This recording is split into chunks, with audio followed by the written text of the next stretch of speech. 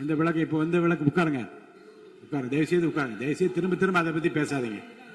இல்ல இது பாருங்க, நீங்க தயவுசெய்து உட்காருங்க.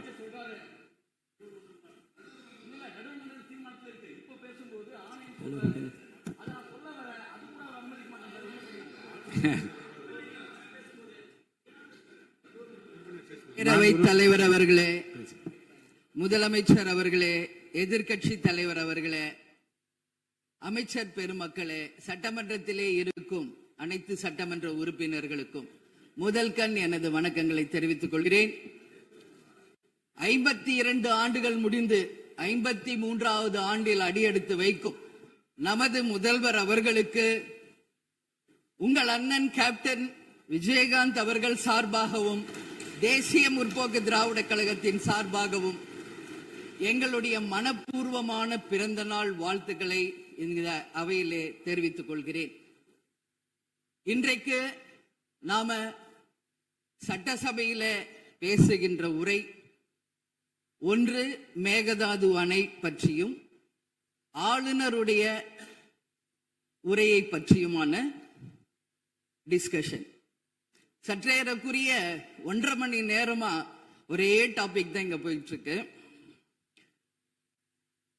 அந்த வாய்ப்பு அனைத்து சட்டமன்ற உறுப்பினர்களுக்கும் சமமாக வழங்கப்பட வேண்டும் என்ற வேண்டுகோளை பேரவைத் தலைவருக்கு நான் வைக்கிறேன்.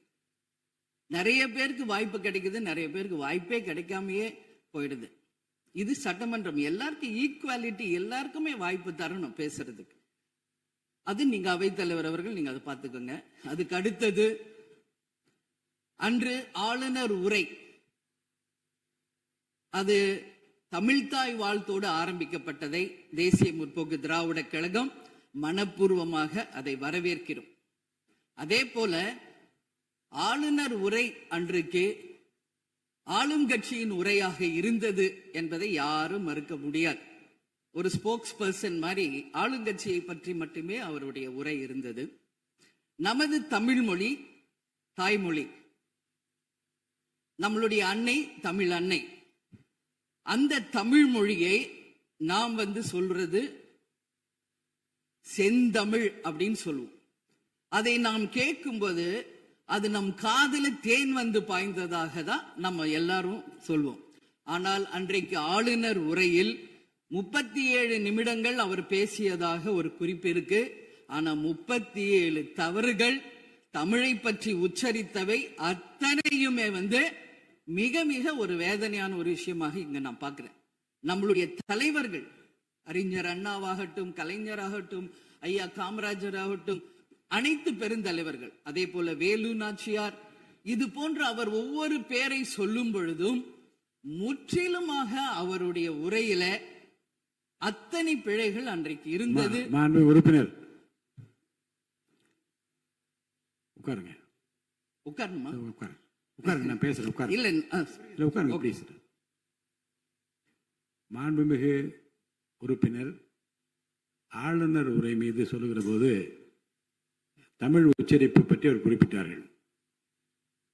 வேறு மாநிலத்தை சேர்ந்த ஒரு ஆளுநர் அரசின் சார்பில் இங்கே தன்னுடைய உரையை அவைக்கு படிக்க வந்தபோது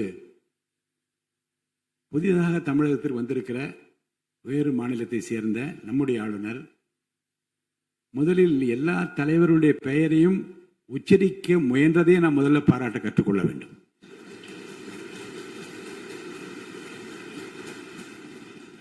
இன்னொன்று, எல்லா பெயர்களையும் விடாமல் படிக்க வேண்டும் என்று அவர் காட்டிய ஆர்வத்தை நீங்கள் பாராட்ட வேண்டும்.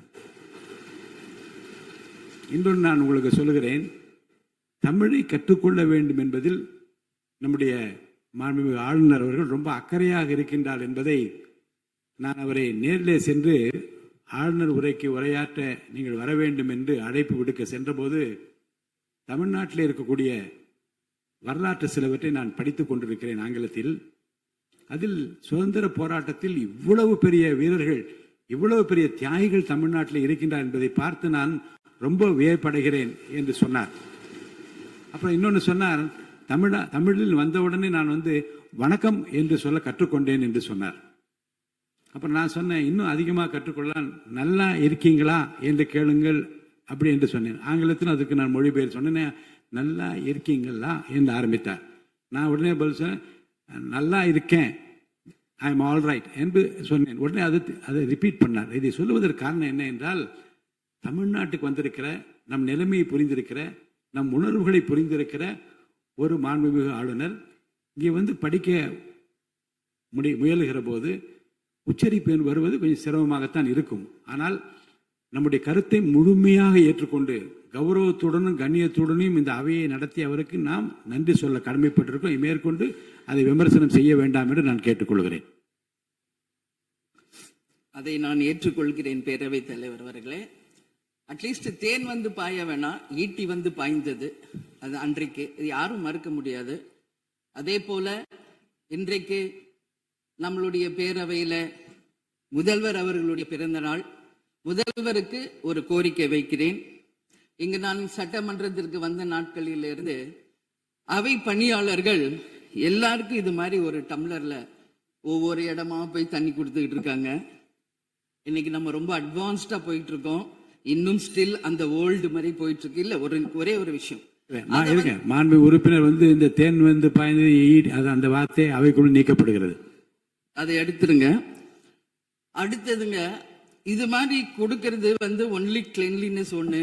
அவை பணியாளர்களுக்கு நிறைய வேலை இருக்கு. ஒவ்வொரு டேபிளா அவங்க தவழ்ந்து வந்து கொடுக்கறது நமக்கே பார்க்கறதுக்கு ஒரு மாதிரி இருக்கு. ஸோ சிஎம்க்கு ஒரு ரெக்வெஸ்ட், பெட் பாட்டில்ஸ்ல ஒவ்வொரு டேபிள்லயுமே பாட்டில்ஸ் நீங்க வந்து குடி தண்ணீர் வச்சிடலாம். குடிச்சிட்டு அவங்கவுங்க இடத்துல அவங்கவுங்க வச்சிட போறாங்க. இதனால கவர்மெண்ட்டுக்கு எக்ஸ்ட்ரா செலவும் ஒன்றும் வரப்போறது இல்லை. அவங்கவுங்க இடத்துல வச்சிடலாம் அப்படின்ற என் கருத்தை நான் சொல்றேன். ஏன்னா இது வந்து டம்ளர்ல கொடுக்கறதும் அது மறுபடியும் கேட்கறதும் அவங்க வருவதும் அவங்களுக்கு நிறைய பணிகள். அது பதில் ஒவ்வொரு சீட்ல ஒரு பெட் பாட்டில்ஸ் மாதிரி கண்ணாடி பாட்டில்ல வாட்டர் வச்சுட்டா அவங்களுக்கு தேவைக்கு எடுத்துட்டு கொடுத்துடலாம்.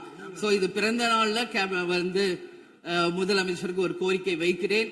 அதுக்கு நாம நெகிழியில வேண்டாம், பிளாஸ்டிக் பாட்டில்ஸ் நம்ம வந்து அலோவ் பண்ண வேண்டாம், கண்ணாடி பாட்டில்ல நம்ம வைக்கலாம். உறுப்பினர்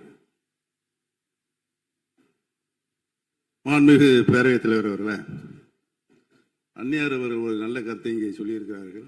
அந்த கருத்து ஏற்புடையது அல்ல என்பதை நான் தெரிவித்துக் கொள்ள கடமைப்பட்டிருக்கிறேன். என்ற கோபம் வந்தால் தண்ணி பள்ளி கொண்டிருக்க வாய்ப்பு இருக்கிறது.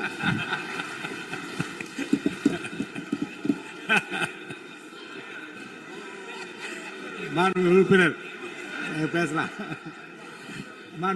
இப்போ தண்ணி பாட்டில் தான் வீசணும் கிடையாது, டம்ளர்ல கூட வீசி அடிக்கலாம். உறுப்பினர் ஒரு நிமிஷம். தலைவர் அவர்களே, நம்முடைய மாண்புமிகு முன்னாள் முதலமைச்சர் அண்ணன் ஓபிஎஸ் அவர்கள் ஒரு நிலையை குறிப்பிட்டு அதை எரிவதற்கான தண்ணி பாட்டில் எரிவதற்கான வாய்ப்பு இருக்குது என்று சொன்னார்கள். ஒருவேளை அவருடைய தனிப்பட்ட அனுபவத்தின் காரணமாக அதை அவர்கள் இங்கே குறிப்பிடுறாரா என்பதை நான் அறிய விரும்புகிறேன். மாண்பு உறுப்பினர், ஏன்னா காலையில இருந்து ரொம்ப காரசாரமாவே போயிட்டு இருந்துச்சு. அதனால ஒரு ஹாப்பியா நம்மளுடைய முதல்வர் பிறந்த நாள்ல எல்லாரும் சந்தோஷமா இன்னைக்கு நம்ம அவையை செய்வோம். சோ பாட்டில் தான் வீசணும்ன்றது இல்ல, வன்முறைக்கு வேண்டும் என்றால் இங்க எவ்வளவோ இருக்கு, எது வேணாலும் வீசலாம். பட் நம்ம எண்ணம் அது கிடையாது. நிச்சயமாக தண்ணீர் என்றாலே பிரச்சனை தான் போல இருக்கு. அது காவேரி தண்ணீரா இருந்தாலும் டாஸ்மாக் தண்ணீரா இருந்தாலும் அது ஒரு பிரச்சனையா தான் இன்னைக்கு மக்கள்கிட்ட இருக்கு. உறுதியாக காவேரியிலும் சரி மேகதாதுலும் தமிழ்நாடு சட்டமன்ற உறுப்பினர் மட்டும் இல்ல, யாரும் அதற்காக விட்டு கொடுக்க போவதில்லை என்பது உறுதி. இன்னைக்கு நம்ம முதல்வர் அவரும் புதிதாக முதல்வராக இருக்கிறார். கர்நாடகா முதல்வரும் முதல் முறை முதல்வராக வந்திருக்கிறார். கேரள முதல்வரும் முதல் முறை முதல்வராக வந்திருக்கிறார்கள். சோ 3 முதலமைச்சர்களும் ஒன்று நட்பு ரீதியாக பேசி இந்த பிரச்சனைக்கு தீர்வு காணலாம். அப்படி இல்லை என்றால் அவங்க சொல்றது கேட்கலன்னா பக்காவா நம்ம வந்து சட்ட ரீதியாக ரொம்ப ரொம்ப பழமையான ஒரு விஷயத்தை அன்னைக்கு நான் சொன்ன மாதிரி பேசிக்கிட்டே தான் இருக்கிறோம். இது வந்து முழுமையாக தீர்வு அடைய வேண்டும்ன்றதா எல்லாருடைய கருத்து. இன்னைக்கு நம்மளுக்குள்ள வாதங்கள் பிரதிவாதங்கள் டிஸ்கஷன்ஸ் இங்கு வந்தாலும் இது நிரந்தரமாக தீர்க்கப்பட வேண்டும் என்பதில் யாருக்கும் மாற்று கருத்து இல்லை. இப்ப 2026 இருக்கும், 3026 வரைக்கும் இது கண்டினியூ ஆகக்கூடாது, இன்னொரு 100 ஆண்டு காலத்திற்கு என்பதுதான் எல்லோருடைய எண்ணம். சோ அது நடக்கணும். அது மட்டும் கிடையாது, இன்றைக்கு நேற்று நடந்த ஒரு விஷயம் தமிழ்நாட்டில். நேற்று நான் நேரடியாக சென்று பாதிக்கப்பட்டவங்களை பார்த்தேன். Yesterday was a black day for Tamil Nadu. Sunday black சண்டேவாக நேற்று இருந்தது. இதுவரைக்கும் தமிழகம் காணாத ஒரு பேர் விபத்து அது. இன்னைக்கு பேரிடர் எவ்வளோ பிரச்சனைகள் இருந்தாலும் ஒரு அமோனியா தாக்குதல்ல இத்தனை பேர் பாதித்தது தமிழக வரலாற்றில் முதல் முறை. அனைவரும் வடநாட்டை சேர்ந்த பெண்கள், 20 வயசுல இருந்து 25 வயசுக்குள்ள இருக்கிற இளம் பெண்கள். அவங்கள நேரா பார்க்கும்போது மிக மிக மனசுக்கு கஷ்டமாக இருந்தது. என்ன ஃபேஸ்ல பாக்குறோம், உதடு, காது, மூக்கு எல்லாம் ப்ளீட் ஆயிட்டே இருக்கு. அப்போ டாக்டர்ஸ் அங்க எக்ஸ்பிளைன் பண்ணாங்க, இங்க வெளியே நம்ம என்ன பாக்குறோமோ அதுதான் இன்னர், அதாவது லங்ஸ். இதை பற்றி ரொம்ப விரிவான விளக்கத்தை எல்லாம் அமைச்சர் அளிச்சுட்டாங்க. சுருக்கமா அதை நான் பார்த்தேன், சரியானதுதான். நீங்க மேற்கொண்டு அதை பற்றி பேச ஆளுநர் உரைக்கு நன்றி தெரிவிக்கிற கருத்துக்கு வந்திருக்கீங்க நீங்க. கண்டிப்பா. அதனால நான் நினைச்சேன் இன்னைக்கு ஒரு நிமிஷம் அவங்களுக்காக நம்ம மௌன அஞ்சலி செலுத்துவோம் என்று நான் எதிர்பார்த்தேன். இருந்தாலும் பரவாயில்லை.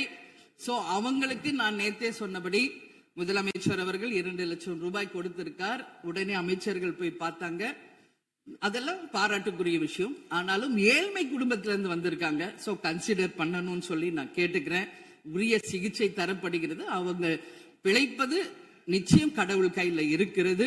சோ எல்லாரும் அவங்களுக்காக ப்ரே பண்ணுவோம் சொல்லி இந்த நேரத்தில் நான் கேட்டுக்கொள்கிறேன். ஒரு பெண்ணா அந்த பெண்களை பார்க்கும்போது என்னால் அதை ஏற்றுக்கொள்ள முடியலை. அதனாலதான் சபையில் அதை நான் பேசுகிறேன். அதே போல இன்னைக்கு முதல் முறையாக மற்ற சப்ஜெக்ட் எல்லாம் பேசிட்டு இருக்கேன். என்னுடைய தொகுதியை பற்றி இதுவரைக்கும் நான் பேசவே இல்லை. நான் சட்டமன்ற உறுப்பினராக வெற்றி பெற உறுதுணையாக இருந்த திராவிட முன்னேற்ற கழகத்திற்கும் அதன் தலைவர் அண்ணன் ஸ்டாலின் அவர்களுக்கும் இந்த நேரத்தில் என் நன்றிகளை தெரிவித்துக் கொள்கிறேன். விருதாச்சலம் தொகுதி 2006 புரட்சி கலைஞர் கேப்டன் அவர்கள் முதல் முறையாக வெற்றி பெற்று ஒரு சரித்திர சாதனை படைத்த தொகுதி. மீண்டும் அந்த தொகுதியிலேயே என்னை வெற்றி பெற செய்த விருதாச்சலம் தொகுதி மக்களுக்கு என்னுடைய மனப்பூர்வமான நன்றிகளை இந்த அவையிலே தெரிவித்துக் கொள்வதில் பெருமை அடைகிறேன். அதே போல அந்த விருதாச்சலம் தொகுதி மக்களுக்கு நான் என்னைக்கும் உண்மையாக இருப்பேன், நேர்மையாக இருப்பேன் என்பதையும் இந்த நேரத்தில் தெரிவித்துக் கொள்கிறேன். அவைத்தலைவர் அவர்களே, இதுல விருதாச்சலம் தொகுதிக்கு தேவையான அத்தனை விஷயங்களும் நான் எழுதியிருக்கேன். அவை நேரத்தை நான் அதிகம் ஏற்றுக்கொள்ள எல்லாருக்கும் வாய்ப்பு தரணும் அப்படின்றதுனால ஒரு 3 பாயிண்ட் மட்டும் சொல்றேன். முடிந்த பிறகு இதை உங்க நேரடியா உங்க கையில் நான் தருகிறேன். அதை நீங்கள் எடுத்து தீர்மானமாக நிறைவேற்றி அதை நிறைவேற்றி தரணும்னு சொல்லி கேட்டுக்கிறேன். விருதாச்சலம் ஒரு மாவட்டமாக அறிவிக்கப்பட வேண்டும் என்று ஒரு நீண்ட நெடிய கோரிக்கை பல ஆண்டுகளாக இருக்கிறது. அதுதான் அங்கு எல்லா மக்களினுடைய விருப்பம். அதை நீங்கள் முதல்வர் அவர்களும் அவைத்தலைவர் அவர்களும் கவனத்தில் கொண்டு விருதாச்சலத்தை ஒரு தனி மாவட்டமாக அறிவிக்க வேண்டும் என்பதை இந்த நேரத்தில் நான் சொல்கிறேன். அதே போல பீங்கான் தொழிற்சாலை மற்றும் கல்லூரி தமிழ்நாட்டில் வேறு எங்குமே கிடையாது. அது விருதாச்சலத்துல மட்டும்தான் இருக்கு. கவர்மெண்ட் அந்த ஃபேக்டரியும் சரி, ஒரு காலேஜும், பட் ரொம்ப ரொம்ப ஒரு நலிவுற்ற நிலையில் இருக்கிறது. சோ அதை நீங்க கட்டாயமாக மிகப்பெரிய அளவுல டெவலப் பண்ணி அதன் மூலம் வேலை வாய்ப்பையும் அதே நேரத்தில் எக்ஸ்போர்ட் பண்றதுக்கும் கட்டாயம் அரசு நிச்சயம் எங்களுக்கு ஒத்துழைக்க வேண்டும் என்பதை கேட்டுக்கொள்கிறேன். விவசாயம் நிறைந்த பகுதி, அங்கு குடிதண்ணீர்ல மாசு இருக்கிறதுனால நிறைய மக்களுக்கு கிட்னி பாதிக்கின்ற ஒரு நிலைமை இருக்கு. சோ அங்க கூட்டு குடிநீர் திட்டத்தை கொண்டு வர வேண்டும். மரவள்ளி கிழங்கு, மக்காச்சோளம், நெல், கரும்பு இவைதான் அங்கு அதிகமாக விளைகிறது. சோ விவசாயிகளுக்கு முழு கடன் தள்ளுபடி செய்து விவசாயிகளுக்கு எல்லா விதத்திலும் இந்த அரசு உறுதுணையாக இருக்கணும் சொல்லி நான் கேட்டுக்கிறேன். அதே போல டெல்டா பிரச்சனை மட்டும் கிடையாது, இது தமிழ்நாடு பிரச்சனை. நம்மளுடைய நீர் ஆதாரம் எல்லாருக்கும் கிடைக்க வேண்டும் என்றும் கூறி இது அவை முடிந்தவுடன் இதை உங்களிடம் சமர்ப்பிப்பேன். இதை நீங்கள் ஏற்று இதை கட்டாயம் நிறைவேற்றி தர வேண்டும் தொகுதிக்காக என்று கேட்டுக்கொண்டு, எல்லாருக்குமே இந்த நேரத்தில் இந்த அவையில் பேச வாய்ப்பு கொடுத்த அவைத்தலைவர் அவர்களுக்கும் இன்று பிறந்தநாள் காணும் முதல்வர் அவர்களுக்கும் என் நன்றிகளை தெரிவித்துக் கொண்டு அமர்கிறேன். நன்றி, வணக்கம். மாண்புமிகு